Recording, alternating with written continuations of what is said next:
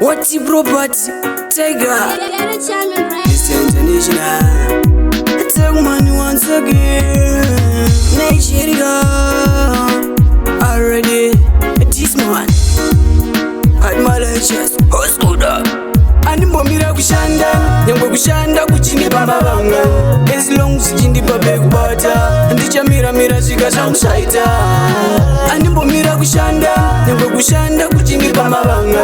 As long as chindi pabe kubata, ndichamira mira zika zakusaita. Tutumira mira kukisa zemvumba, kunyangwe sichirema ndinoroze shumba. Ndiri kushanda kuchaka kurarama, zinomboramba ndokusaka ndichisama. Kudona kwangu ndozisiva ndichamuka. Kuresi kuikoko ndichasvika, ndotomira sati chajevu changu chingogadzira mangoma na beat na chango. Animbomira kushanda, nyangwe kushanda kuchindi pamabanga. As long as chindi pabe kubata, ndichamira mira svika zvakusaita.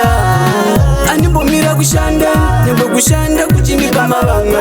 As long as chindi pabe kubata, ndichamira mira svika zvakusaita. Shiwo changu da kusvika kunakafa, vangashore kwandira zvina basa. Ndosiva chimiro vadanivisa, asi tistem bezindovarwisa. Parikutidza kumwana tichipinda mudhani koma ndiri kufaisa. Havandimise kumangoma ndine miliyani, kwandapa kure chimbobvunza kana fanta. Ndonziva kumwana anobomira kushanda, nyangwe kushanda kuchindi pamabanga. As long as chindi pabe kubata, ndichamira mira svika zvakusaita. Animbomira kushanda, nyangwe kushanda kuchindi pamabanga. As long as chindi pabe kubata, ndichamira mira svika zvakusaita. Tutumira mira kurwisa zemvumba, kunyangwe sichirema ndinoroze shumba. Ndiri kushanda kutsvaga kurarama, zvinomboramba ndokusaka ndichisama. Kudona kwangu ndozisiva ndichamuka, kure sei kuikoko ndichasvika. Ndotomira sati chajevu changu chingogadzira mangoma na beat na chango. Animbomira kushanda, nyangwe kushanda kuchindi pamabanga. As long as chindi pabe kubata, ndichamira mira svika zvakusaita. Animbomira kushanda, nyangwe kushanda kuchindi pamabanga. As long as chindi pabe kubata, ndichamira mira svika zvakusaita.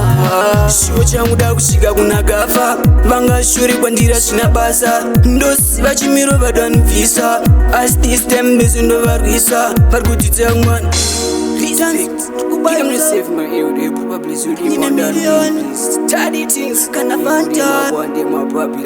Already. Nigeria, can you not go now?